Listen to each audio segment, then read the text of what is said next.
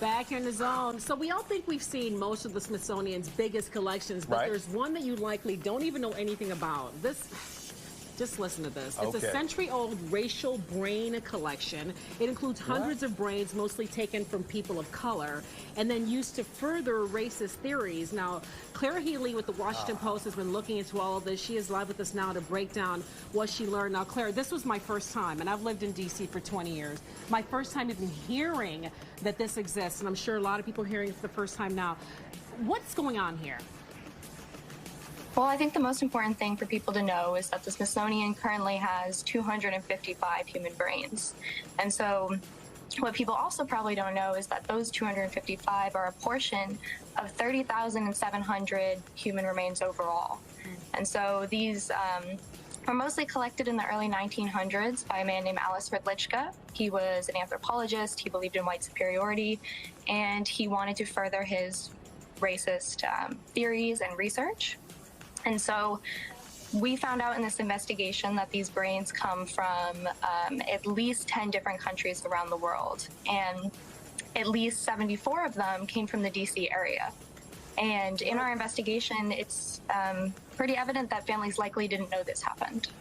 So Claire, unfortunately, this is not my first time hearing about this, but when I heard about it, it was from the Royal some of England. In England, England's Smithsonian. The thing for me is, how come we're finding out about this 100 years later, and how did the Smithsonian get their hands on it? Were they involved in collecting these brains in the beginning? So I'll start with your second question. The man I just mentioned, Alice Hrdlicka, was the head curator of their division of physical anthropology, and he started this. So the Smithsonian head of anthropology was doing this himself. So he created a network of people who would send these brains to him, and he would also go and take them directly into autopsies himself. What? Yeah. Why we're finding out about it 100 years later is a more complicated question, but I'm not going to put you on the spot. Right. My bad. I didn't mean to do that to you. No.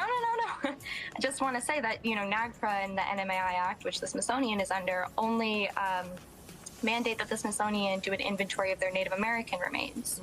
And so many of these brains are not Native American. They're from other communities. They're from around the world. And so they didn't have an inventory of these other collections, these other remains that they have. So Claire, what's being done to repatriate? I mean, what's repatriation? What's the deal? Because surely they're family members now. Are people wondering, is a family member's brain on display at the Smithsonian's museum? So to be clear, none of them are on display, and as far as we can tell, they never have been. We also can't find evidence of research really done on these brains, only one study by Hrdlicka that we found. And for repatriation, 4 brains have been repatriated to date. They're not part of that 255 that are still there. Under the current laws of the Smithsonian, somebody who has standing has to make a request for repatriation. And so we informed a family that we were able to track down that their first cousin's brain had been taken for this collection, and they had no idea. And so they're currently going through the repatriation process. This is just, it's harrowing to hear that, someone was storing brains and for whatever the reason might be.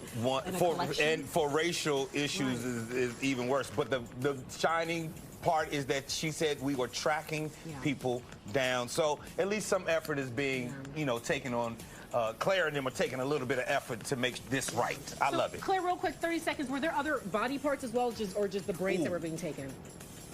So there are 30,700 sets of human remains at the Smithsonian today, and they are other body parts, skeletal remains, and other kinds of remains. Ooh, goodness. Okay, Claire, we'll have to leave it there. Thank you for your investigation. Thank you, good Claire. work there, bringing it to light. Claire Healy with the Washington Post. The DMV zone, you learn something new every day on this show.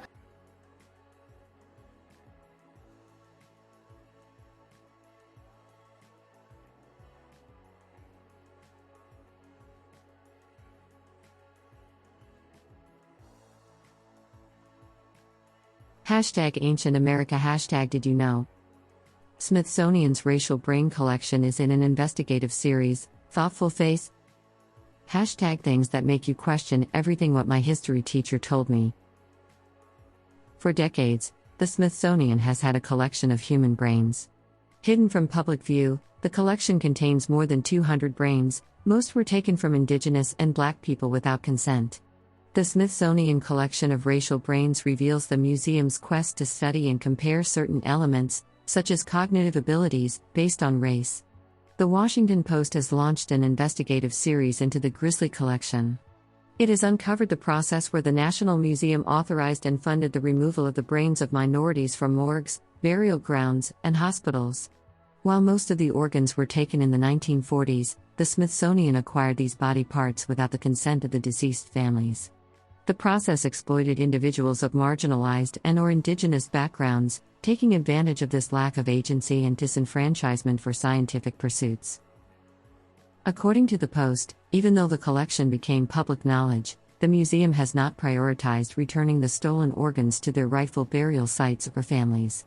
The news outlet found that only 4 brains have been returned, as a formal request is required to begin the process.